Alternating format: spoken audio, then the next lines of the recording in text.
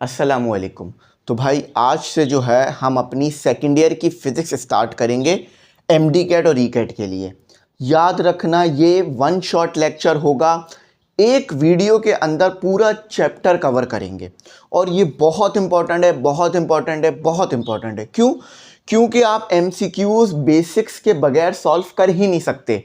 तो ये जो चैप्टर हम पढ़ेंगे या इस जो हम चैप्टर में पढ़ेंगे, हम बेसिक्स पढ़ेंगे, या इस वीडियो में हम बेसिक्स पढ़ेंगे और पूरा का पूरा चैप्टर एक ही वीडियो में कवर कर लेंगे, जिससे एमसीक्यू सॉल्व करने में आपको बहुत मदद मिलेगी। बगैर इसके आप एमसीक्यू सॉल्व नहीं कर पाओगे, आपको बहुत मुश्किल का सामना रहेगा। तो आपने अच्छी तरह से देखना है। फर्स्ट ईयर की पूरी फिजिक्स कवर हो गई है, प्लेलिस्ट बनी हुई है, जाकर देखो, पूरे 14 चैप्टर हैं। तो अब 15वें चैप्टर से स्टार्ट हो रहा है। अच्छा, कौन कौन से टॉपिक हैं वो बराबर में चल रहे हैं, उसे आप लोग देख सकते हो। अब देखो करना क्या है मैं बता दूं। देखो याद रखना, अगर मैं जो लिखवा रहा हूं, बोर्ड में जो लिखा हुआ है वो समराइज़ किया हुआ है, बहुत छोटा कर दिया, टू द पॉइंट कर दिया। अगर आपने इसे अपनी कॉपी में नहीं लिखा, आपने खुद के नोट्स नहीं बनाए, तो जो फाइनल टेस्ट आएगा ना, उस टाइम पे आपके दिमाग से सारी चीज़ें खुद ब खुद निकलती रहेंगी, आपको कन्फ्यूजन हो जाएगी। आप दो चीज़ों में जो है वो कन्फ्यूजन का शिकार हो जाओगे कि यार फ़ारेनहाइट में जो है वो बॉइलिंग पॉइंट ऑफ वाटर क्या है, केल्विन में क्या है। तो इसीलिए इससे बचने के लिए अपने खुद के नोट्स बनाओ, ठीक है। फर्स्ट ईयर के आपने बनाए होंगे, मैं आप लोगों का टेस्ट भी लेता रहता हूँ ग्रुप में, सारी चीज़ें चेक कर रहा हूँ। तो अपने नोट्स बनाओ, ठीक है। जो लिखवा रहा हूँ पूरा का पूरा अपने पास लिखो, ज़्यादा बड़ा टाइम नहीं लगेगा, एक आधे घंटे में आपका पूरा काम हो जाएगा, सही। तो जो भी लिखवाऊँ अपनी कॉपी में लिखो, ताकि जब आपका टेस्ट आ जाए ना, चाहे एमडी कैट का हो या ई कैट का, आप जस्ट अपनी कॉपी खोलो, रिवीजन करो, 10-15 मिनट में आपका रिवीजन हो जाए, ठीक है। सारी बात बता दी है। चलो अल्लाह का नाम लेके जो है स्टार्ट करते हैं, ताकि आपके एमडी कैट और ई कैट में अच्छे नंबर आए और पास हो जाओ, ठीक है। अच्छा, याद रखना, अगर ग्रुप में ऐड होना चाह रहे हो हमारे, तो इसकी फ़ीस 4,500 रुपये है, ठीक है। ये अभी तक के लिए, हो सकता है शायद आगे बढ़ जाए, तो अभी तक के लिए 4,500 है, जिसमें आपको सब कुछ मिलेगा। मैथ, फिज़िक्स, केमिस्ट्री, बायो के लेक्चर्स, टेस्ट, एमसीक्यूज़, बुक्स, और इसके अलावा जो है वो लाइव क्लासेस, एमसीक्यूज़ प्रैक्टिस, सब मिलेगा। तो ग्रुप में ऐड हो जाओ, बहुत अच्छी तैयारी हो जाएगी। अगर कोई और ग्रुप्स में भी ऐड हो तो इसमें भी ऐड हो सकते हो, ताकि आप उधर से भी तैयारी करते रहो, इधर से जितनी जगह से तैयारी करोगे उतना ही फ़ायदा है, ठीक है। चलो स्टार्ट करते हैं। सबसे पहले स्टार्ट लेते हैं टेम्परेचर से, उसके बाद पूरा चैप्टर कवर करेंगे। देखो भाई, एक तो टेम्परेचर की जो सीधी डेफिनेशन है ना, वो ये है कि टेम्परेचर जो है आपको बताता है degree of hotness and coldness. ये भी बिल्कुल ठीक है, गलत नहीं है। देखो फॉर एग्जांपल, मैं अगर हाथ लगाता हूँ तो मेरा जिस्म अगर गर्म हो रहा है, तो इसका मतलब क्या है कि डिग्री ऑफ हॉटनेस ज़्यादा है, यानी इसका टेम्परेचर ज़्यादा है। अक्सर आप लोग जब बीमार होते हैं या आपको बुखार होता है, तो आपने एक चीज़ ज़रूर देखी होगी कि आपकी अम्मी, अब्बू या नाना नानी, दादा दादी ख़ास तौर पे क्या करते हैं, अपना ये हाथ लेते हैं और आपके गले के नीचे रखते हैं या सर पे रखते हैं। तो उससे वो क्या चेक कर रहे होते हैं, आपका टेम्परेचर। टेम्परेचर ज़्यादा है, इसका मतलब ये है कि आपके जिस्म में हॉटनेस यानी बॉडी गर्म हो रही है। और अगर टेम्परेचर कम है तो इसका मतलब ये है कि आपकी बॉडी ठंडी हो रही है। और याद रखना, हमारी बॉडी में एक ख़ास टेम्परेचर चाहिए। अगर हम बिल्कुल सही हैं, सेहतमंद हैं, तो हमारा ख़ास टेम्परेचर होगा, जिसे हम बॉडी का टेम्परेचर कह रहे होते हैं, ठीक है, नॉर्मल टेम्परेचर ऑफ बॉडी। तो अगर इससे ज़्यादा होगा तो बुखार है, इससे कम होगा तो भी मसला है, ठीक है। कहते हैं ना, तुम्हारा जिस्म तो पूरा ठंडा पड़ा हुआ है, यानी ठंडा होना भी अच्छा नहीं है, ज़्यादा गर्म होना भी अच्छा नहीं है, ठीक है। लेकिन अगर आप फिज़िक्स में आ जाओ तो हम सिर्फ इस डेफिनेशन के ऊपर नहीं रुक सकते कि यार जिस्म गर्म हो रहा है तो टेम्परेचर ज़्यादा है, ठंडा हो रहा है तो टेम्परेचर कम है, इस पे नहीं रुक सकते। ये तो घरेलू बात हो गई। हमें जो है वो रीज़न बताना पड़ता है कि आखिर ऐसा है क्या। तो टेम्परेचर आपके पास क्या होता है, अगर किसी आपके पास समझ लो एक कंटेनर है, उस कंटेनर के अंदर गैस भरी हुई है। अगर उस कंटेनर में जो गैस भरी हुई है उसका एवरेज ट्रांसलेशनल काइनेटिक एनर्जी ज़्यादा है, तो इसका मतलब है उसमें टेम्परेचर ज़्यादा होगा। अब बेसिक कॉन्सेप्ट मिल गया, इसको डिटेल में समझते हैं। सिंपल ये याद रखो, एवरेज ट्रांसलेशनल काइनेटिक एनर्जी ज़्यादा है मॉलिक्यूल्स की, तो टेम्परेचर ज़्यादा होगा। अब कैसे, ज़रा इसके पीछे की बेसिक फिजिक्स समझो। ये आपके पास एक क्यूब है, क्यूब से ज़्यादा अच्छी बात समझ आएगी। इस क्यूब के अंदर गैस भरी हुई है, ठीक है। इस क्यूब के अंदर मैं गैस भर देता हूँ। अब अगर इस क्यूब के अंदर समझ लो ये एक मैं मॉलिक्यूल ले लेता हूँ या एक एटम ले लेता हूँ, अगर इसकी काइनेटिक एनर्जी कम है, ठीक है, इसकी काइनेटिक एनर्जी कम है, तो इसका मतलब है ये हल्के हल्के मूव कर रहा है, हल्के हल्के मूव कर रहा है। अगर काइनेटिक एनर्जी कम है तो इसका मतलब क्या कम है, मोशन कम है ना। काइनेटिक एनर्जी का फॉर्मूला यही होता है ना, kinetic energy equal to half mv²।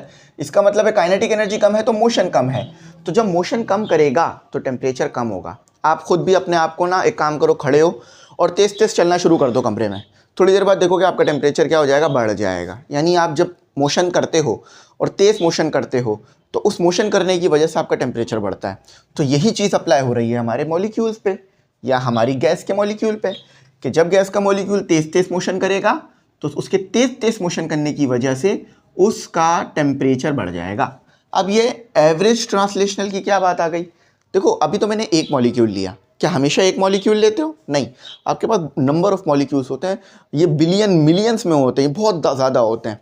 Infinite तो नहीं कहेंगे लेकिन बहुत ज़्यादा होते हैं। तो उन सब का हम जो है वो काइनेटिक एनर्जी को देखते हैं, जो जिसे हम एवरेज काइनेटिक एनर्जी कह रहे होते हैं, एवरेज ट्रांसलेशनल काइनेटिक एनर्जी। यानी सबकी काइनेटिक एनर्जी को देख रहे हैं, फिर टेम्परेचर बता रहे हैं। टेम्परेचर एक मैक्रोस्कोपिक प्रॉपर्टी है, यानी हमें इसके लिए माइक्रोस्कोप की ज़रूरत नहीं पड़ती, हम जो है वो सिंपल मेजर कर लेते हैं चीज़ों से।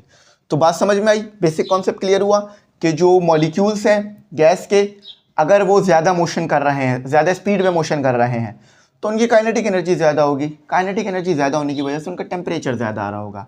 तो यही बात लिखी हुई है, टेम्परेचर से हम क्या मेजर करते हैं? Average translational kinetic energy of the gas molecules of the body. Basic concept याद रख लो, हीट जब भी फ्लो करेगी, हीट जब भी फ्लो करेगी वो कहाँ से कहाँ करेगी? हाई टेम्परेचर से फ्लो करेगी लो टेम्परेचर में, ठीक है, हाई टेम्परेचर से लो टेम्परेचर में फ्लो करेगी। फॉर एग्जांपल समझ लो ये बोर्ड है और ये मेरी बॉडी है। अगर बोर्ड का टेम्परेचर ज़्यादा है तो हीट क्या करेगी? बोर्ड से निकल के मुझ में आ जाएगी।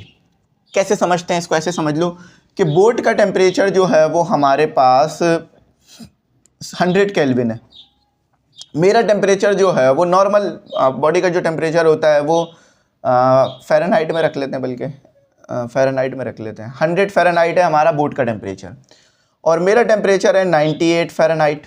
ये मैं फ़ारेनहाइट में रख रहा हूँ, आप सेल्सियस में भी रख सकते हो, मैं सिर्फ समझाने के लिए बता रहा हूँ। तो अगर बोर्ड का टेम्परेचर ज़्यादा है, देखो ज़्यादा फ़र्क नहीं है, सिर्फ 2 सेल्सियस का फ़र्क है, 2 फ़ारेनहाइट का फ़र्क है, लेकिन फिर भी बोर्ड का टेम्परेचर ज़्यादा लिया है, तो फिर बोर्ड से हीट मेरे अंदर ट्रांसफ़र करेगी। कब तक ट्रांसफ़र करेगी? जब तक ट्रांसफ़र करेगी जब तक जो है वो इक्वल ना हो जाए। क्या इक्वल ना हो जाए? टेम्परेचर इक्वल ना हो जाए, यानी बोर्ड का टेम्परेचर बराबर ना हो जाए बॉडी के टेम्परेचर के, ठीक है। जब तक इसे कहते हैं हम थर्मल इक्विलिब्रियम। थर्मल इक्विलिब्रियम यानी दोनों सेम टेम्परेचर पे आ गए। तो जैसे ही दोनों सेम टेम्परेचर पे आएंगे तो फिर क्या होगा? ना बोर्ड से हीट ट्रांसफ़र होगी मेरे में, ना मुझसे हीट ट्रांसफ़र होगी बोर्ड में। इसकी एक बेहतरीन एग्जांपल लेते हैं। आप चाय बनाते हो, चाय को आप डालते हो किसी कप में, आपने लकड़ी के कप तो इस्तेमाल नहीं किए होंगे, वो भी आते हैं, लेकिन आप वो जो सिरेमिक के कप आ रहे होते हैं उसको इस्तेमाल करते हो। तो आप देखते हो कि आपका जो कप है वो गर्म हो जाता है। आखिर कप क्यों गर्म हुआ? गर्म तो चाय थी, कप में तो गर्म नहीं होना चाहिए ना। अब आप बोलोगे सर मैंने चाय कप में डाली, तो यानी क्या मतलब है कि चाय में टेम्परेचर ज़्यादा था। अब जब आप किसी चीज़ को हीटअप करते हो तो हीटअप करने से भी क्या होता है? समझ लो आपने इसके नीचे हीट दे दी, तो हीटअप करने से भी जो ये मॉलिक्यूल है ये तेज़ तेज़ मोशन करता है, तो इसी मॉलिक्यूल का मोशन तेज़ हो गया। इस मॉलिक्यूल के मोशन के तेज़ होने की वजह से क्या हुआ? आपका टेम्परेचर बढ़ गया चाय का। अब चाय का तो टेम्परेचर था ही ज़्यादा, यानी उसके मॉलिक्यूल मोशन तेज़ कर रहे थे, आपने उसको उठा के डाल दिया कप में, तो कप का टेम्परेचर भी बढ़ गया, क्योंकि कप के अंदर जो मॉलिक्यूल्स हैं उनकी वाइब्रेशन बढ़ गई। याद रखना सॉलिड में मॉलिक्यूल्स मूव नहीं करते हैं, सॉलिड में वाइब्रेट करते हैं, क्योंकि टाइटली पैक्ड होते हैं आपस में ना, इसीलिए तो सॉलिड बना हुआ होता है वो। तो कप का टेम्परेचर भी राइज़ कर गया, और कप के टेम्परेचर कब तक राइज़ करेगा? जब तक जो है वो टेम्परेचर चाय का और कप का बराबर ना हो जाए। कभी ऐसा देखा है आपने कि 100 सेल्सियस की चाय थी और कप का टेम्परेचर 500 सेल्सियस हो गया? ऐसा नहीं होगा, चेक कर लेना। अगर चाय 100 सेल्सियस पर है तो कप का टेम्परेचर 100 तक तो आ सकता है, इससे मिली भी जो है वो ऊपर नहीं जाएगा, इससे मामूली सा भी ऊपर नहीं जाना। बातें छोटी छोटी सी हैं लेकिन बहुत बेसिक कॉन्सेप्ट की तरफ ले जाती हैं, बहुत चीज़ों की तरफ ले जाती है, तो याद रखना। अब हम ग्रेजुएशन लेवल पे क्या लगता है आपको कि क्या पढ़ते होंगे? यही सब चीज़ें हैं, जस्ट इनकी जो है वो केस स्टडीज़ होती हैं, इनके अंदर कंडीशनें आ जाती हैं, इनके अंदर रेजिस्टेंस फ्रीक्वेंसीज आ जाती है, इंटीग्रेशन डेरिवेटिव लग जाता है। तो इसका मतलब क्या? बेसिक ही हर चीज़ की बुनियाद है। यकीन मानो एक टीचर के सामने ऐसा बच्चा बिठा दो जिसको कुछ नहीं आता, बस बेसिक्स आती हैं, बहुत ज़्यादा नहीं आता, बेसिक्स आती है, तो टीचर बहुत अच्छी तरह बच्चे को पढ़ा देगा। और एक ऐसे बच्चे को बिठा दो जिसको कुछ नहीं आ रहा तो टीचर परेशान हो जाएगा। तो समझ रहे हो ना बात, बेसिक्स क्लियर रखो। अच्छा, अब देखो मुख्तलिफ स्केल्स भी हैं टेम्परेचर के मेजर करने के लिए।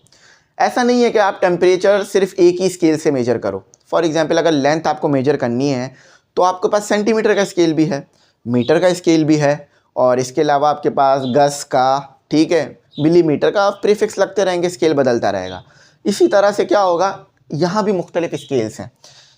सेंटीग्रेड का स्केल जो कि आप इंजीनियरिंग के अंदर, साइंस के अंदर बहुत ज़्यादा यूज़ करते हो। आपने देखा होगा ना, आप सेंटीग्रेड में आपको टेम्परेचर्स गिवन होते हैं, फिर आप उसे केल्विन में ले जा रहे होते हो, तो ये सेंटीग्रेड वाला स्केल और केल्विन वाला स्केल बहुत ज़्यादा यूज़ होता है इंजीनियरिंग के अंदर और साइंस के अंदर। फ़ारेनहाइट वाला स्केल आप अगर देखो तो यूएसए में बहुत ज़्यादा यूज़ हो रहा होता है। आप अगर कोई यूएसए का प्रोडक्ट खरीदो तो उसमें जो टेम्परेचर फ़ारेनहाइट में दिया हुआ होता है, तो ये उनकी यूनिकनेस है। ऐसा नहीं है कि देखो एक बात याद रखना कि अगर हम थर्मोमीटर देखें ना, तो थर्मोमीटर में जो हमारे पास मरकरी होती है, फॉर एग्जांपल अगर मरकरी यहाँ पर आई है, चाहे वो फ़ारेनहाइट स्केल हो, सेल्सियस स्केल हो, अगर हम सेम हीट दे रहे हैं तीनों को, चाहे स्केल कोई सा भी हो, फ़ारेनहाइट हो, सेल्सियस हो, मरकरी लेवल जो है ना वो सेम राइज करेगा। मरकरी लेवल क्या है, यानी देखो जब आप मरकरी को हीट करते हो ना वो एक्सपेंड कर जाता है, तो मरकरी लेवल सेम रहेगा। बेशक वैल्यू आपको फ़ारेनहाइट में, सेल्सियस में, केल्विन में अलग अलग मिलेगी, मगर मरकरी लेवल सेम रहेगा। तो इसका मतलब ये है कि ये जो स्केल्स है ना जस्ट नंबर्स हैं। समझ में आ रही है बात, ये स्केल जस्ट नंबर हैं। अगर हम मरकरी लेवल देखें तो वो सेम है, बस इसलिए अलग अलग कर दिए गए हैं ताकि हमें आसानी हो जाए, मुख्तलिफ जगहों पे मुख्तलिफ यूज़ हो जाए, ठीक है। इसके अलावा बहुत कोई ऐसा नहीं है कि केल्विन में जो टेम्परेचर है वो सेल्सियस में पॉसिबल नहीं है, दोनों में पॉसिबल है, बस जस्ट वैल्यूज़ का फ़र्क आ रहा होगा, ठीक है। अच्छा, अब पेपर के लिए आपने ये याद रखना है कि इनके 3 स्केल हैं, सेंटीग्रेड या सेल्सियस, फ़ारेनहाइट और केल्विन। केल्विन आप जो है वो साइंस में, इंजीनियरिंग में यूज़ करते हो, और सेल्सियस, दोनों मिलाकर। देखा होगा ना, आपको सेल्सियस में टेम्परेचर दिया होता है, केल्विन में ले जाते हो, ऐसा ही कर लेते हो। तो इधर दोनों को याद रखना। और आप बस मुझे कमेंट सेक्शन में बताओ कि जब आप डॉक्टर के पास जाते हो तो डॉक्टर आपका टेम्परेचर फ़ारेनहाइट में लेता है, सेल्सियस में लेता है, केल्विन में लेता है? कमेंट सेक्शन में बता दो जल्दी से भाइयों बहनों। अच्छा, अब एक और सबसे ज़रूरी चीज़ जो कि बहुत ज़्यादा आपको ना देखने के लिए मिलेगी इस चैप्टर से, बहुत MCQs पूछे जाते हैं, ये बना लो अपने पास, बस ज़िंदगी आसान हो जाएगी। देखो सबसे पहले याद रखो boiling point of water, high temperature पे ये आता है, ठीक है। तो ये आपके पास सेल्सियस में जो है वो आपके पास 100 सेल्सियस होता है, एक याद रख लो, बाकी उससे बन जाएंगे, ठीक है। इस फॉर्मूले को भी मैं अभी बताता हूँ, इससे भी बन जाएंगे, मसले वाली बात नहीं है। केल्विन में, सेल्सियस में याद रख लो 100। अब केल्विन में, केल्विन और सेल्सियस में कितने का फ़र्क होता है, 273, तो 273 ऐड कर दो 100 में तो 373, और 212 फ़ारेनहाइट में। अच्छा, और फ्रीजिंग पॉइंट यानी जिस पॉइंट के ऊपर आकर आपका जो पानी है वो जमना शुरू हो जाता है, तो 273 केल्विन में, 0 सेल्सियस में, 32 फ़ारेनहाइट में। ये वाला पॉइंट बहुत ज़रूरी है जो कि है एब्सोल्यूट ज़ीरो। एब्सोल्यूट ज़ीरो यानी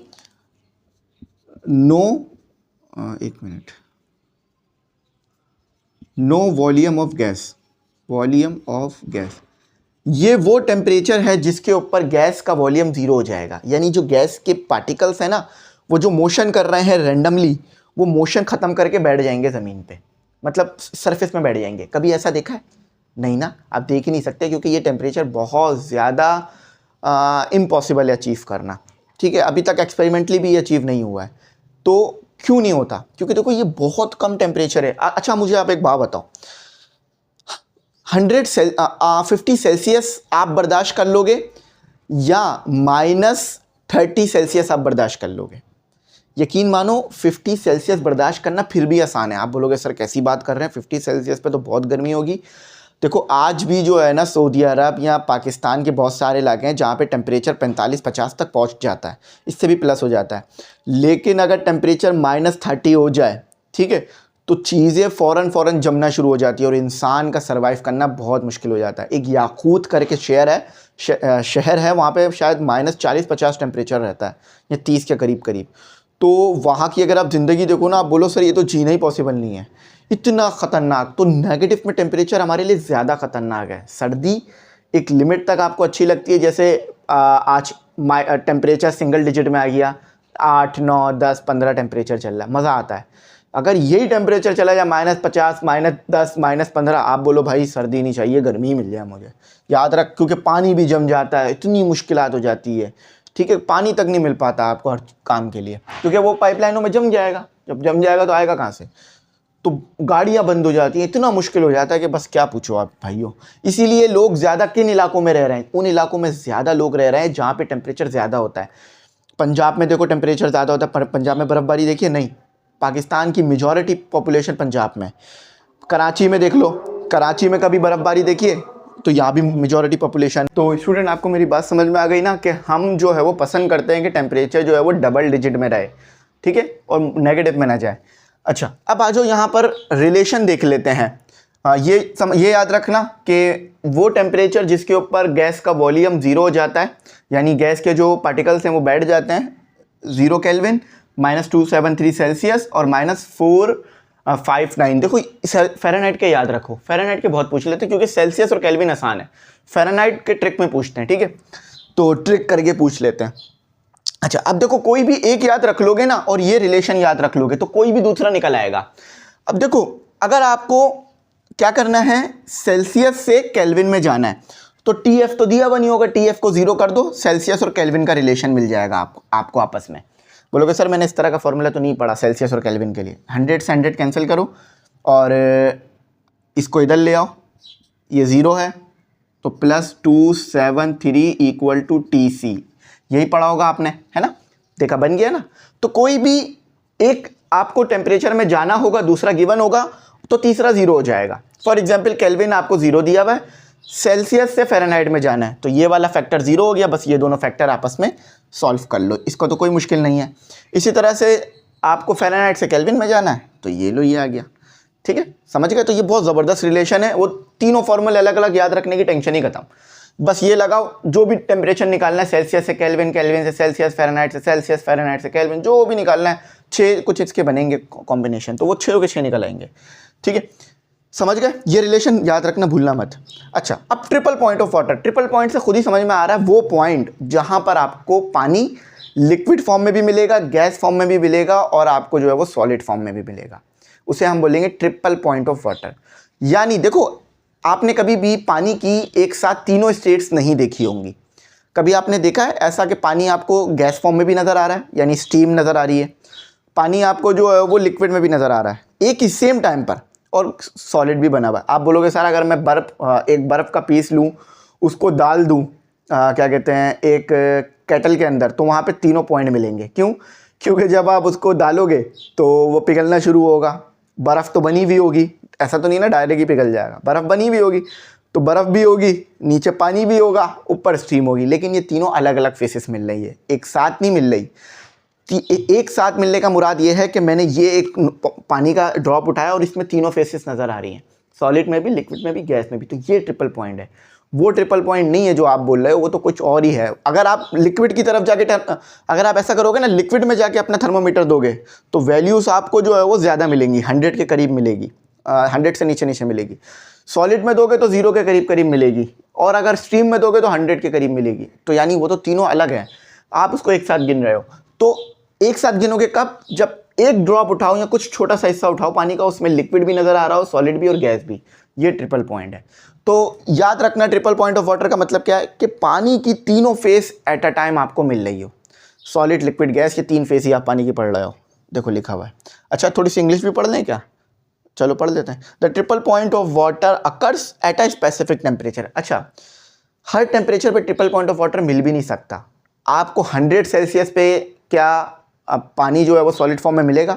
नहीं, पहले पानी सॉलिड फॉर्म से लिक्विड में आएगा। याद रखना, जब भी आप गैस बनाते हो तो ऐसे मतलब स्टीम बनाते हो तो ऐसे होता है कि अगर आपने सॉलिड फॉर्म में पानी को डाला तो वो पहले अपने आप को लिक्विड में करेगा, फिर जाके वो आपको स्टीम में कन्वर्ट करेगा, LSLS, है ना। और अगर आपको स्टीम से सॉलिड बनाना है तो वो पहले लिक्विड फॉर्म में जाएगा, फिर स्टीम फॉर्म में आएगा। कभी ऐसा हुआ है कि आपने स्टीम जो है वो फ्रिज में रखी हो और स्टीम से डायरेक्ट सॉलिड बन गया हो, करके चेक कर लो एक्सपेरिमेंट। नहीं, पहले क्या होगा, स्टीम से लिक्विड बनेगा पानी, फिर सॉलिड बनेगा। तो एक बात याद रखना कि आपके पास बीच में स्किप नहीं हो सकता चीज़, एक होगा फिर दूसरा होगा फिर तीसरा होगा, सही। तो और हाँ, ट्रिपल पॉइंट ऑफ अचीव करने के लिए ना एक कंडीशन भी है कि आपके पास प्रेशर और टेम्परेचर ये कांस्टेंट रहना चाहिए। देखो, एट अ स्पेसिफिक टेम्परेचर, यानी एक ख़ास टेम्परेचर होना चाहिए, एंड प्रेशर। ऐसा नहीं है कि किसी भी प्रेशर पर, किसी भी टेम्परेचर पर नहीं, एक ख़ास प्रेशर, एक ख़ास टेम्परेचर। इसका ग्राफ आपने आई होप देखा हो। ग्राफ अगर मैं इसका दिखा दूँ आपको तो ज़्यादा मेरे ख्याल से अच्छा हो जाएगा, आप लोगों के लिए समझने में, अंडरस्टैंडिंग अच्छी डेवलप कर जाओगे। ठीक है, देखो इधर आ जाओ बच्चों, जल्दी से आ जाओ, इधर आ जाओ। ये देखो, ये देखो, देख रहे हो, नज़र आ रहा है? बल्कि कहाँ नज़र आ रहा होगा, ब्राइटनेस का मसला आ रहा है, ब्राइटनेस का अब आ रहा होगा, आ रहा है नज़र? ठीक है, ये रहा ट्रिपल पॉइंट ऑफ वाटर। ये जो लिखा हुआ भी है थोड़ा थोड़ा धुंधला होगा, हाँ अब सही होगा, नज़र आ रहा है ट्रिपल पॉइंट ऑफ वाटर। ये ट्रिपल पॉइंट ऑफ वाटर। अब देखो ये ट्रिपल पॉइंट ऑफ वाटर कहाँ अचीव हो रहा है, ख़ास टेम्परेचर पे और ख़ास प्रेशर पे अचीव हो रहा है, सही है। तो इसको याद रखना। अच्छा चलो अब आगे करते हैं, फोकस अपना बना लेते हैं। ठीक है, समझ में आ गई ना बात? तो इस पॉइंट पर आपको सॉलिड, लिक्विड, गैस तीनों फॉर्म में वाटर मिल रहा होगा, और टेम्परेचर याद रख लो, वो टेम्परेचर कौन सा है कि जिस पॉइंट पे ये हो रहा होगा, ये टेम्परेचर है आपका। तो 273.16 केल्विन। तो यहाँ देखो ज़रा, ठीक है, ये पॉजिटिव में जाकर आ रहा है, पॉजिटिव में यहाँ पर आ रहा है, इधर आ रहा है, इस पॉइंट पर आ रहा है, यानी फ्रीजिंग पॉइंट से ना जस्ट थोड़ा सा ऊपर। फ्रीजिंग पॉइंट कब शुरू होगा, जब 273 पे आओगे, लेकिन ये फ्रीजिंग पॉइंट से जस्ट थोड़ा सा ऊपर है। तो देख रहे हो ये जो पॉइंट के बाद की वैल्यू होती है कितनी इंपॉर्टेंट हो गई है। अगर मैं उसे ज़ीरो कर दूं राउंड ऑफ करने के चक्कर में, तो वो क्या मसला आएगा वहाँ पर कि वो तो फ्रीजिंग पॉइंट बन जाएगा फिर। तो फ्रीजिंग पॉइंट से जस्ट थोड़ा सा ऊपर टेम्परेचर की थोड़ी सी भी वेरिएशन बहुत बड़ा फ़र्क लाती है। तो यहाँ ये थोड़ी सी वेरिएशन भी बहुत इंपॉर्टेंट है आपके लिए। अच्छा, अब गैस लॉस आ जाते हैं। देखो गैस लॉस वो लॉस हैं जो आपस में, सिंपल याद रखो, प्रेशर का टेम्परेचर से, टेम्परेचर का प्रेशर से, प्रेशर का वॉल्यूम से, वॉल्यूम का टेम्परेचर से, नंबर ऑफ मोल्स का प्रेशर से, नंबर ऑफ वॉल्यूम का नंबर ऑफ मोल्स से रिलेशन बताता है। क्या करता है gas law? At a time दो चीज़ों का रिलेशन बता रहा होगा ये। ठीक है, आपने अभी ये Boyle's law, Charles law, Avogadro law और जनरल गैस लॉ पढ़ोगे ना, बात समझ आ जाएगी। तो याद रखना गैस लॉ आपके पास, गैस लॉस आपके पास बहुत ज़्यादा इंपॉर्टेंट है। गैस लॉस क्या करते हैं, लॉस नहीं, लॉस, ठीक है, गैस लॉस क्या करते हैं, ये रिलेशन बताते हैं आपके पास, टेम्परेचर का प्रेशर से, प्रेशर का टेम्परेचर से, वॉल्यूम का प्रेशर से, वॉल्यूम का टेम्परेचर से, इस तरह से ये रिलेशंस बताते हैं। और ये साइंटिस्ट ने दिए थे हमारे पास लॉ, और ये बहुत पुराने पुराने लॉस हैं, लेकिन आज भी जब भी बच्चों को पढ़ाया जाता है तो इन्हीं से शुरुआत ली जाती है। ठीक है, तो और याद रखना एट अ टाइम दो चीज़ों का रिलेशन देख रहे होंगे। जैसे बॉयल्स लॉ में हम दो चीज़ों का रिलेशन देखते हैं, एक को कांस्टेंट रख लेते हैं, तीनों का एक साथ नहीं देखने की कोशिश करते हैं वरना मुश्किल हो जाएगी। तो दो चीज़ें क्या हैं, हम प्रेशर का और वॉल्यूम का रिलेशन देख लेते हैं, प्रेशर का और टेम्परेचर का रिलेशन देख लेते हैं चार्ल्स लॉ में। ठीक है, और एवोगाड्रो में जो है वो नंबर ऑफ़ मोल्स का रिलेशन देख लेते हैं। तो इस तरह से जो है वो हम अपना कर रहे होते हैं। तो इस चीज़ को आपने बहुत इंपॉर्टेंट रखना। वॉल्यूम टेम्परेचर का रिलेशन देख रहे होते हैं, मुख्तलिफ होता है हमारे पास। बात समझ आ गई? इसको क्लियर रखना। अच्छा, चार्ल्स लॉ में आप देख सकते हो कि चार्ल्स लॉ में हम किस चीज़ का रिलेशन देख रहे होते हैं, नहीं, चार्ल्स लॉ में हम वॉल्यूम और टेम्परेचर का रिलेशन देख रहे होते हैं। मुझे लग ही रहा था यहाँ थोड़ी मिस्टेक हो रही है। ठीक है, वॉल्यूम और टेम्परेचर का रिलेशन देख रहे होते हैं, प्रेशर को कांस्टेंट रख देते हैं। तो आपको अगर कोई पूछ ले गैस लॉस क्या है, गैस लॉस हमारे पास वो लॉस हैं जो कि प्रेशर का वॉल्यूम, वॉल्यूम का प्रेशर, टेम्परेचर का वॉल्यूम और एवोगाड्रो नंबर, इन सब का आपस में रिलेशन बता रहे होते हैं। और ये साइंटिस्ट ने दिए हैं। चार बेसिक लॉस आपके पास हैं, जो तीन तो बहुत फेमस हैं और चौथा आप इन तीनों की मदद से बनाते हो। बॉयल्स लॉ, ठीक है, जो कि प्रेशर और वॉल्यूम का रिलेशन बताएगा। चार्ल्स लॉ वॉल्यूम और टेम्परेचर का रिलेशन बताएगा। Avogadro law number of moles और वॉल्यूम का रिलेशन बताएगा। और देखो नंबर ऑफ मोल्स बढ़ेंगे, वॉल्यूम बढ़ेगा। जनरल गैस लॉ, तीनों को मिला के जो लॉ बनेगा वो जनरल गैस लॉ है। ठीक है, तो बहुत इंपॉर्टेंट है। चलो इसकी भी थोड़ी सी इंग्लिश देख लेते हैं। Gases have no fixed volume, gases का कोई फिक्स वॉल्यूम नहीं होता। फिक्स वॉल्यूम कंटेनर का होता है, गैस का नहीं होता। गैस को जिस चीज़ में डालते हो वो उसी की शेप में चली जाएगी। और शेप, और इसकी गैस की कोई शेप भी नहीं है। मैं गैस की कोई शेप पूछूं तो बता सकते हो? नहीं। हाँ, लेकिन जिस चीज़ में गैस को डालोगे वो उसकी शेप ले लेगी। कंटेनर में डालोगे, कंटेनर की शेप हो गई अब गैस की, लेकिन कोई फिक्स शेप नहीं है। एंड देयर वॉल्यूम, अब जैसे किसी इंसान के पास खुदा ना खास्ता घर नहीं है, तो क्या मतलब है इसका? वो जिस घर में उसको ले जाओ वो रह लेगा, जिस जगह उसको रखो वो चला जाएगा। ये बात समझ आ रही है ना? तो at same mass can be alter by changing the pressure. तो सेम मास हो, प्रेशर चेंज हो और टेम्परेचर चेंज हो तो मुख्तलिफ चीज़ें चेंज होंगी, as well as temperature. Gas can be described, gas को डिस्क्राइब किया जा सकता है with the help of 4 variable. 4 variable क्या है? Pressure, volume, mass, temperature. Pressure, volume, mass, temperature. ठीक है, वॉल्यूम, मास एंड टेम्परेचर और प्रेशर, कोई मुश्किल वाली बात नहीं। अच्छा, अब इनका आपस में रिलेशन, इन 4 वेरिएबल्स का आपस में रिलेशन कौन बताता है? एट अ टाइम 2 का रिलेशन पता चल रहा होगा, तीसरी कांस्टेंट होगी चीज़। तो बॉयल्स लॉ, क्या चीज़ का रिलेशन पता चल रहा है? वॉल्यूम प्रेशर का, मगर टेम्परेचर कांस्टेंट रखकर। चार्ल्स लॉ, वॉल्यूम टेम्परेचर का रिलेशन पता चल रहा है मगर प्रेशर कांस्टेंट रखकर। एवोगाड्रो लॉ, वॉल्यूम और नंबर ऑफ मोल्स का रिलेशन पता कर रहा है मगर टेम्परेचर कांस्टेंट रखकर। ठीक है, तो आई होप ये आपको बात समझ में आ गई होगी। ठीक है, अच्छा, और जनरल गैस लॉ में फिर तीनों को मिला लेंगे। तो आई होप यहाँ तक आपको अच्छा समझ में आ गया हो। अब अपना अगला फर्दर टॉपिक्स पे चलते हैं। तो जो भी मैं चीज़ें पढ़ा रहा हूँ ना, यकीन मानो बहुत आसान है अभी तक, तो कोई परेशान वाली बात नहीं है। लेकिन इससे एमसीक्यूज़ आते हैं, 2 एमसीक्यूज़ तो निकल आते हैं सीधे सीधे, क्योंकि ये थर्मोडायनेमिक्स है और थर्मोडायनेमिक्स बहुत बड़ा पार्ट है आप लोगों के कोर्स का। चलो फिर अब अगले टॉपिक्स करते हैं। तो स्टूडेंट अब फर्दर चलते हैं आगे और फर्दर चीज़ों को समझते हैं। Boyle's law, Charles law, Avogadro law, फिर इन तीनों से मिलकर बनेगा जनरल गैस लॉ, जैसा मैंने आपको फकत बता दिया था कि ये हो क्या रहा है। अच्छा, अब सबसे पहले जो है ना बॉयल्स लॉ को पढ़ते हैं कि बॉयल्स लॉ क्या होता है हमारे पास। देखो, बॉयल्स लॉ ना सिंपल ये लॉ है कि ये प्रेशर और वॉल्यूम का रिलेशन बताता है। देखो, प्रेशर और वॉल्यूम का रिलेशन आप भी बता सकते हो। फॉर एग्जाम्पल, आपने एक गुब्बारा लिया, उस गुब्बारे को आपने फुलाया, तो जैसे जैसे आप फुला रहे हो, यानी जैसे जैसे आप फुला रहे हो तो वॉल्यूम बढ़ रहा है। ठीक है, आपके पास क्या होता है? वॉल्यूम बढ़ रहा है, तो आप बोलोगे सर प्रेशर भी बढ़ रहा है। देखो, यहाँ ऐसे नहीं समझो, यहाँ कंटेनर लेके समझो। अगर गुब्बारे लेके समझोगे तो कंफ्यूज हो जाओगे। चलो यहाँ देखो, ये आपके पास एक सिंपल मैंने कंटेनर लिया, ठीक है, कंटेनर लिया, इससे समझ में आएगा बात। गुब्बारा ना एक डिफरेंट केस है, हम कंटेनर से समझते हैं इसे। अब देखो, कंटेनर तो मैंने ले लिया, अब कंटेनर के अंदर मेरे पास मौजूद है गैस। अच्छा, अभी क्या है? इसका वॉल्यूम ज़्यादा है। ठीक है, वॉल्यूम ज़्यादा है, प्रेशर क्या होगा? प्रेशर कम होगा। क्यों प्रेशर कम होगा? क्योंकि देखो ज़्यादा जगह है मेरे पास। जब जगह मेरे पास ज़्यादा है तो गैस के मॉलिक्यूल्स आराम से मोशन कर पाएंगे, ज़्यादा नहीं टकराएंगे वॉल से, है ना। अब मैंने एक और केस लिया, अब मैंने क्या किया? मैंने पिस्टन को दबा दिया। पिस्टन को दबाने से गैस के मॉलिक्यूल्स कम जगह पर आ गए, तो गैस के मॉलिक्यूल्स को जब मैंने दबाया तो वो कम जगह पर आ गए, वॉल्यूम मेरे पास हो गया कम। Now we have less volume मेरे पास हो गया कम। अब क्या होगा? प्रेशर बढ़ जाएगा, ज़्यादा वॉल्यूम, ज़्यादा जो है वो मॉलिक्यूल्स गैस के कंटेनर से टकराएंगे। तो आपको सिंपल ये देख के बात समझ आ गई कि अगर मैंने वॉल्यूम बढ़ाया तो प्रेशर कम हुआ, लेकिन अगर मैंने प्रेशर बढ़ाया तो वॉल्यूम कम हुआ। समझ गए बात? देख लिया आपने किस तरह से हो रहा है। अच्छा, अब इस P और V को उधर ले जाओ तो यहाँ पर एक कांस्टेंट आ जाएगा, वो कांस्टेंट K कहला रहा होता है अक्सर हमारे पास। ठीक है, इसके कांस्टेंट को ना बहुत ज़्यादा हम डिटेल में जाके नहीं पढ़ रहे होते हैं। अच्छा, अब देखो इसकी ज़रा स्टेटमेंट पढ़ लेते हैं। बॉयल्स ने क्या कहा था? Boyle's law state that volume of a given mass of a gas, यानी मास दिया हुआ है गैस का और गैस है आपके पास, is inversely proportional to pressure.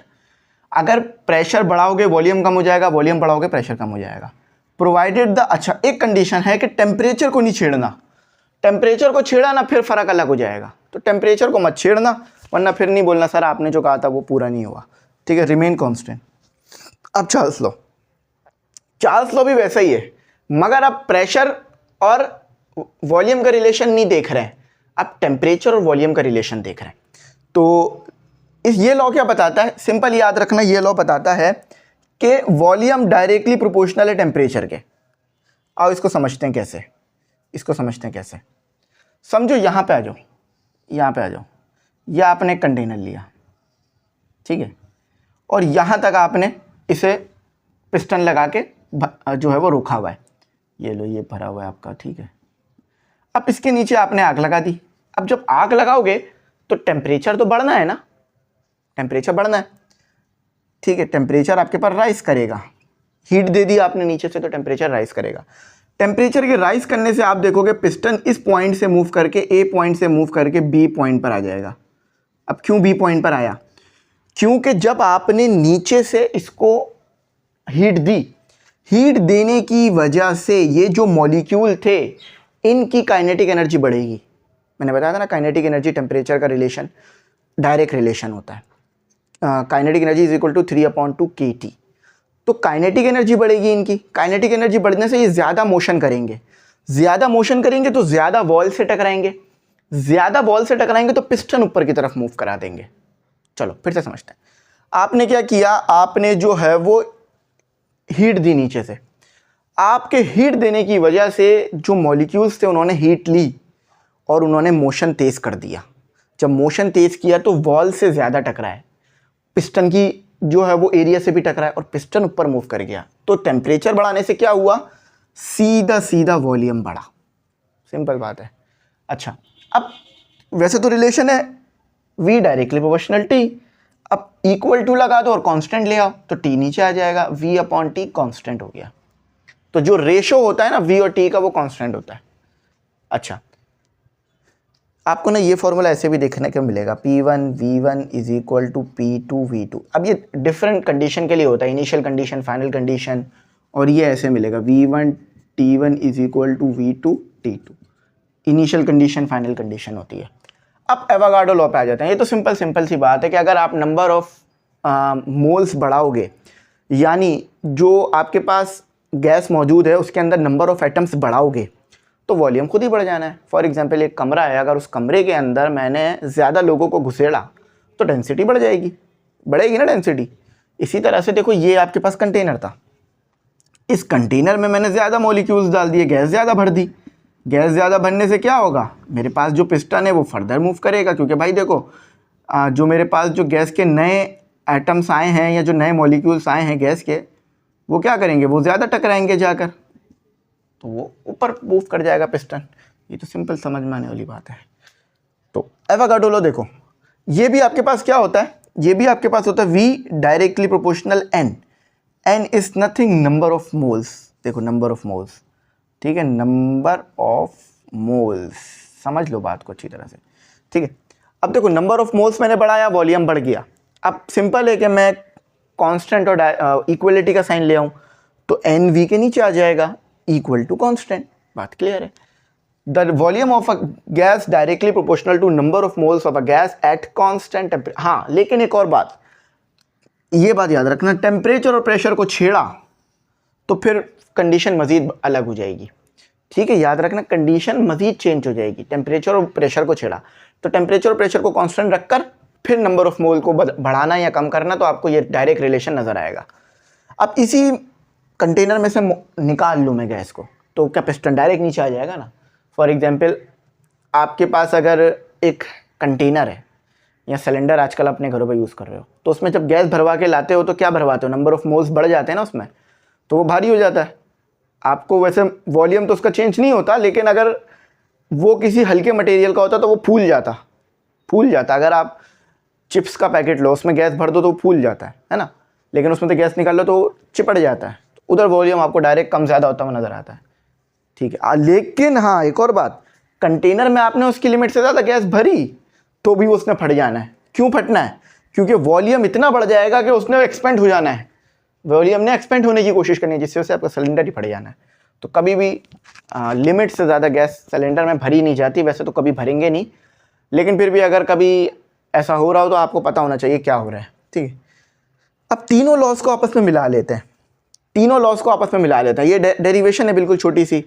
देखो पीवी को मिला लो, कंबाइन करना है। देखो पी एक टाइम है, देखो इधर सिर्फ इधर है, इधर और इधर नहीं है। जो मल्टीपल टाइम हो ना, या जो एक टाइम हो, उसको आपने एक बार ले लेना है। अगर V एक बार है तो एक बार ले लिया, P एक बार है तो एक बार ले लिया यहाँ पर। अब देखो यहाँ भी V है, यहाँ भी V है, यहाँ भी, लेकिन आपने लेना एक ही बार है, ये V एक और बार आ गया। यहाँ क्या है, कांस्टेंट, यहाँ भी एक कांस्टेंट। अब वो कांस्टेंट, ये तो रेशोस हैं, तो ये R आ गया। एन देखो यहाँ पर होता है ना एन, ये रहा, एक टाइम आ गया। टी यहाँ पर होता है ना, यहाँ पर एक टाइम आ गया। तो ये जनरल गैस लॉ बन गया, P V is equal to N R T. V is volume, P is pressure, N is number of moles, T is temperature, R is universal gas constant। इसकी values system to system, मतलब इसकी values जो हैं वो constant तो हैं, लेकिन ऐसा यूनिट की वजह से वेरी करती है।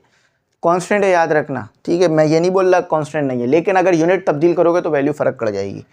तो ये है यूनिवर्सल लिख लेना अपने पास, मैंने जो ग्रुप में भेजा था उसमें ये था भी, यूनिवर्सल गैस कांस्टेंट, ठीक है। चलो बात समझ आ गई ना, अब आगे फर्दर चलते हैं। अब एक और बहुत इंपॉर्टेंट चीज़ पढ़ते हैं जो कि है KMT। KMT ये बाइक नहीं है, ये KMT है kinetic molecular theory of gas. इसी तरह से सॉलिड के लिए भी लिक्विड के लिए भी है, लेकिन ये चैप्टर पूरा गैस पर ही है। चैप्टर का नाम ही देखो ना, मॉलिक्यूलर थ्योरी ऑफ गैसेस, तो इसीलिए गैस के लिए पढ़ता है। देखो KMT क्या बताती है, KMT गैस का बिहेवियर बताती है, लेकिन यहाँ आइडियल गैस को डिस्कस कर रहे हैं, तो इस चीज़ को दिमाग में रखना। चलो अब मैं ज़रा आपके सामने ना एक अच्छी सी ड्राइंग ड्रॉ करके बताता हूँ और आपको अच्छी तरह पढ़ाता हूँ। वैसे अभी तक भी अच्छी तरह ही पढ़ा रहा हूँ, लेकिन अब मज़ीद और अच्छी तरह से समझाता हूँ, ताकि गैस किसी कंटेनर में किस तरह से बिहेव करती है ये आपको समझ में आ जाए बात। मेरा मकसद ये है कि आपको ना रटवाने के बजाय कॉन्सेप्ट क्लियर करा दूँ, ताकि आप खुद से ना सेल्फ सफिशिएंट हो जाओ, इतना कि खुद भी कर सको चीज़ों को, समझ सको कि हाँ सर ने ये बात बोली थी तो ये ऐसे होगा, ये बात बोली थी तो ये ऐसे होगा। चलो इधर आओ, सिंपल अभी एक क्यूब ले लो, क्यूब से ज़्यादा अच्छी तरह बात समझ में आती है। क्यूब बनाने का तरीका ये है कि चारों लाइंस एक जैसी बनाओ, फिर पैरेलल में 2 लाइंस ड्रॉ कर लो, थोड़ा थोड़ा नीचे नीचे करके, इन्हें आपस में ज्वाइन कर दो, कॉर्नर को आपस में मिला दो। ये हमने अपने सरों से सीखा बनाना और टीचरों से, ठीक है। तो ये अच्छा सा साफ़ सुथरा क्यूब लग रहा है या नहीं लग रहा? थोड़ा साफ़ सुथरा नहीं लग रहा, महंगा सस्ता वाला क्यूब लग रहा है, थोड़ा महंगा वाला बनाते हैं। अब सही है, अब अच्छा लग रहा है। ये आपके पास एक क्यूब है, क्यूब के अंदर मौजूद है गैस, गैस मौजूद है, तो ये मैं इस तरह से छोटे छोटे डॉट्स बना रहा हूँ, ठीक है। ये लो, ये गैस आ गई। भाई देखो गैस सिर्फ ऐसा नहीं है कि सिलेंडर में ही भर सकते हो, आप क्यूब बना के भर लो। हाँ, लेकिन क्यूब बना के भरने से थोड़ा सा फ़र्क अलग होता है और सिलेंडर में अलग होता है, लेकिन हम यूज़ सिलेंडर करते हैं, लेकिन समझाने के लिए क्यूब ले रहा हूँ, ठीक है। अब इस गैस का जो कि क्यूब में भरी हुई है, इसका बिहेवियर कैसा होगा, इट विल कॉल, मतलब ये हमें जो है वो बताएगा kinetic theory of gases. Behaviour कैसा होगा मतलब इसके पार्टिकल कैसे मोशन कर रहे होंगे, पार्टिकल्स कितने होंगे, पार्टिकल्स जब कंटेनर की दीवार से टकराएंगे या क्यूब से टकराएंगे तो क्या करेंगे, पार्टिकल जो है वो मोशन कैसे कर रहे होंगे, पार्टिकल की स्पीड क्या होगी, पार्टिकल क्या होंगे, कितने मोल होंगे, कितने नंबर ऑफ एटम होंगे, सब बताएगा, ठीक है। चलो बताता हूँ, समझ गए ना KMT क्या है, याद रखना। अच्छा, आइडियल गैस के लिए काम कर रहे हैं, याद रखना ये नॉर्मल गैस नहीं है, इसका उसका बिहेवियर अलग होता है थोड़ा, या आइडियल गैस ले रहा हूँ। आइडियल गैस मतलब गैस के मॉलिक्यूल्स के दरमियान में ना फोर्स ऑफ अट्रैक्शन नहीं है, मतलब ये वाला मॉलिक्यूल इस वाले मॉलिक्यूल को अट्रैक्ट नहीं करेगा। अट्रैक्ट करने लग गया तो फिर मामला चेंज हो जाने, फिर आपके पास आ जानी है क्वांटम फिजिक्स, और क्वांटम फिजिक्स तो नहीं कहूँगा, क्लासिकल मैकेनिक्स आ जानी है, या फिर और आगे की थ्योरीज आ जानी है, ठीक है, ठीक है। चलो समझ में आ गई बात, कमन ये क्लियर हो गया। स्टैटिस्टिकल मैकेनिक्स भी आ जाती है। अच्छा, अब ज़रा आगे चलते हैं मज़ीद फर्दर। भाई देखो आइडियल गैस को एक और तरह भी याद रखना कि आइडियल गैस ना इन चारों लॉज को जो भी आपने पढ़े ना, Boyle's law, Charles law, Avogadro law, इनको फॉलो करती है, ठीक है, फॉलो करती है। उसके ऊपर ये चारों लॉस लगाए जा सकते हैं, क्योंकि हम जो ये लॉस लगा रहे हैं ना, ये बहुत आइडियल कंडीशन लेके लगा रहे हैं, वरना ये लॉस रियल गैस पे नहीं लग रहे होते हैं। रियल गैस का बिहेवियर अलग है, ठीक है, बहुत सारे फैक्टर्स होते हैं जो कि अभी आपको नहीं पढ़ाए जा रहे हैं, ठीक है, तो इसीलिए इसको याद रखना। अच्छा, अब आगे आ जाओ। भाई देखो सबसे पहले तो याद रखो गैस का कोई फिक्स शेप नहीं होता। देखो अभी मैंने गैस को कहाँ डाला है, क्यूब में, तो अभी जो गैस का शेप है वो क्यूब है।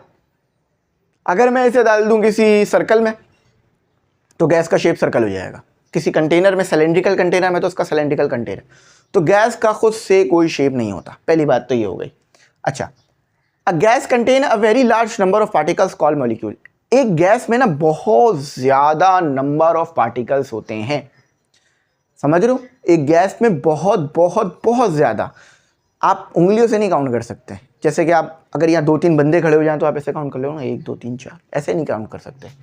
गैस में बहुत ज़्यादा पार्टिकल्स या मॉलिक्यूल्स या एटम्स होते हैं, सही है, समझ गए बात। अच्छा, कितने होते हैं ये भी तो काउंट किया होगा ना किसी ने। तो देखो समझ लो 1 मीटर क्यूब का एरिया ले लिया मैंने, 1 मीटर क्यूब का, ये 1 मीटर क्यूब एरिया है, और मैंने पूछा इस 1 मीटर क्यूब में कितने हैं, तो इस 1 मीटर क्यूब में होंगे 2 × 10⁻25 एटम्स या मॉलिक्यूल्स या जो भी है, ठीक है। देखो एटम और मॉलिक्यूल में फ़र्क पता है ना, अगर आपके पास कोई ऐसी गैस है जो सिर्फ एक ही एलिमेंट से बनी है तो उसमें एटम कहेंगे हम, ठीक है। जैसे एक हाइड्रोजन गैस है, या कोई ऐसी गैस है जो सिर्फ एक ही एटम से बनी है, मतलब एक ही एलिमेंट है, लेकिन कोई ऐसी गैस है जो 2-3 एलिमेंट से मिलकर बनी है, जैसे CO2, तो इसको हम क्या कहेंगे फिर अपनी कार्बन डाइऑक्साइड, इसको हम क्या कहेंगे, मॉलिक्यूल कहेंगे। तो ये फ़र्क याद रखना, एटम और मॉलिक्यूल में कंफ्यूज नहीं होना। तो एटम और मॉलिक्यूल जो कहना चाहो कह सकते हो, ठीक है। अब मज़े की बात यह है कि कंडीशन स्टैंडर्ड होनी चाहिए। स्टैंडर्ड कंडीशन यानी आपके पास टेम्परेचर, प्रेशर, स्टैंडर्ड कंडीशन पे याद है ना, स्टैंडर्ड कंडीशन पे टेम्परेचर कितना होता है 273 केल्विन, और वॉल्यूम कितना होता है 23 dm³, 22 dm³, प्रेशर कितना होता है 180 m, नंबर ऑफ मोल्स 1 होता है, मेरे ख्याल से 1 मोल होता है। तो ये याद रखना, इसको नहीं भूलना, ये खास तौर पे स्टैंडर्ड कंडीशन बोली गई है, इस वर्ड को लिखा भी है मैंने। अच्छा, गैस के मॉलिक्यूल का साइज कितना बड़ा होता है? अगर गैस के मॉलिक्यूल का हम साइज देखें ना, ये बहुत बहुत छोटा होता है।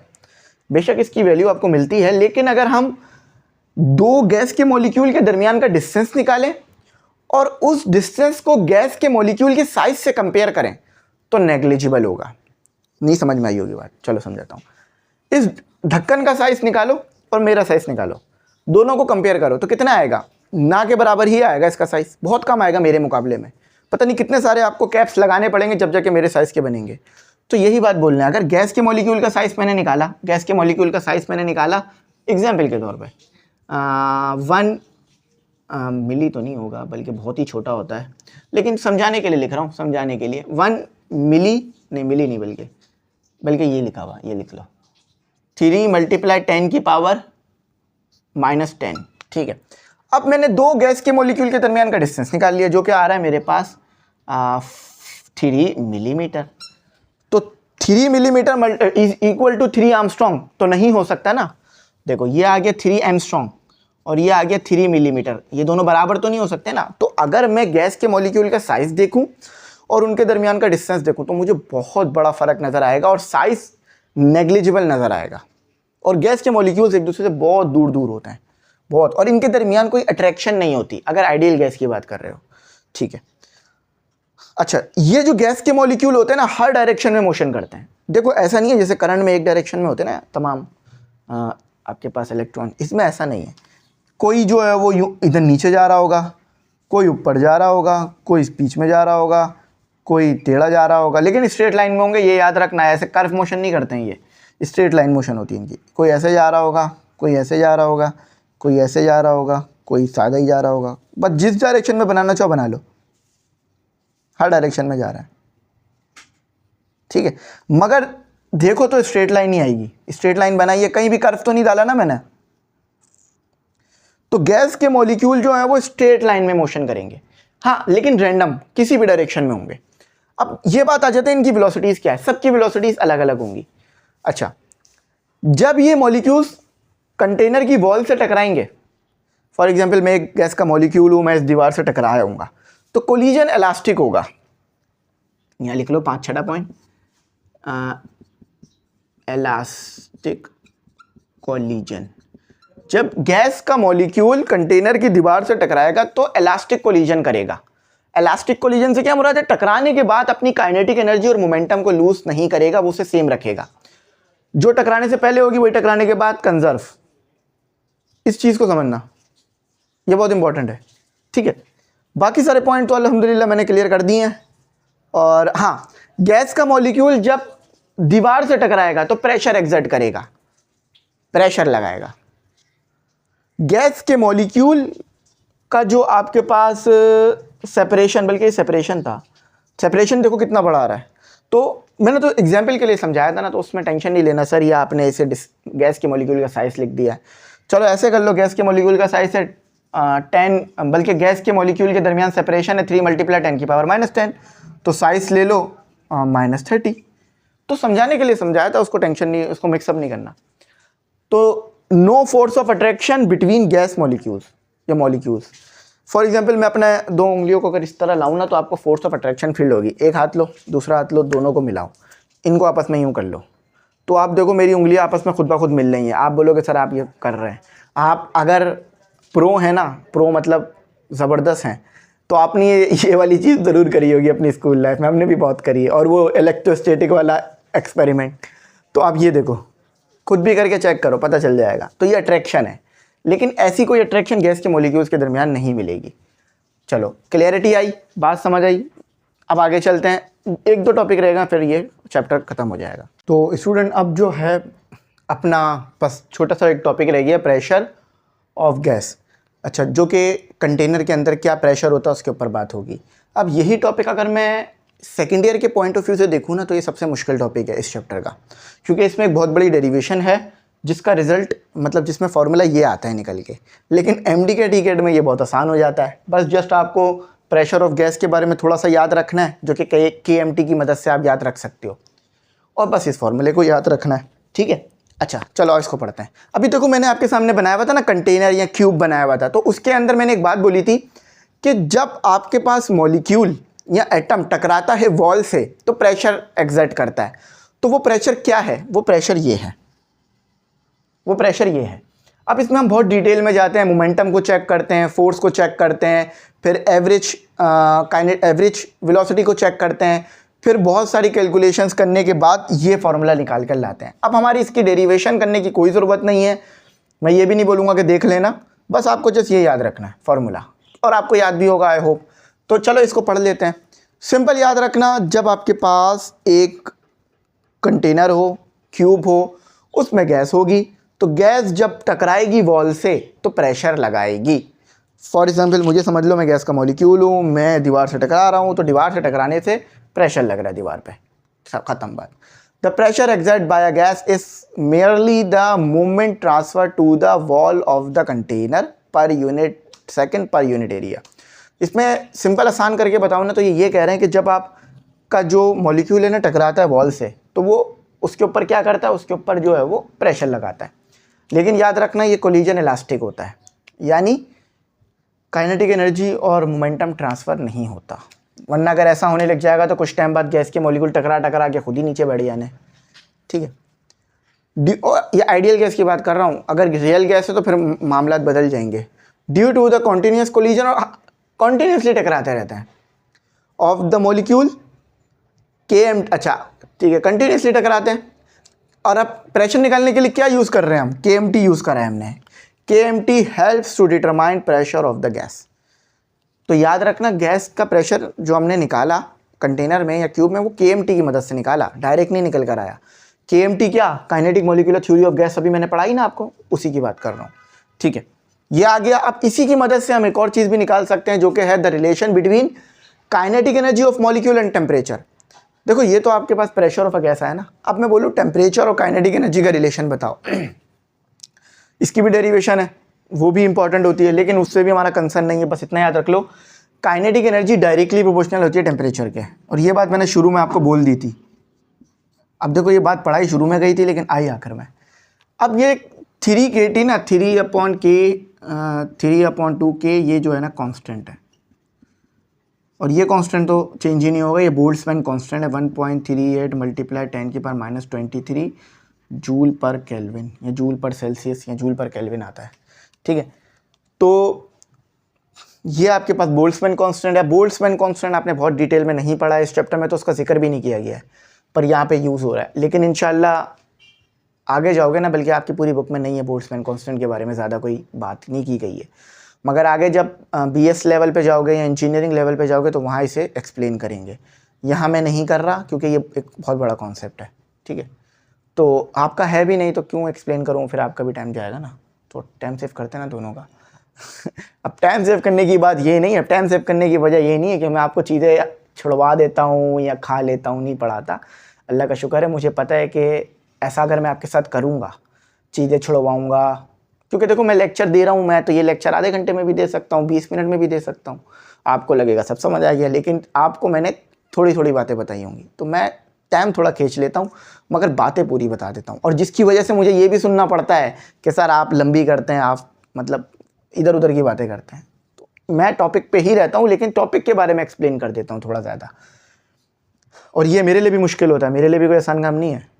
तो kinetic energy directly proportional temperature मतलब क्या है, देखो ये आपके पास एक मॉलिक्यूल था, ये मोशन कर रहा था, इसकी काइनेटिक एनर्जी समझ लो 5 थी, क्या होता है एनर्जी का नाम जूल, और टेम्परेचर इसका था 10 केल्विन।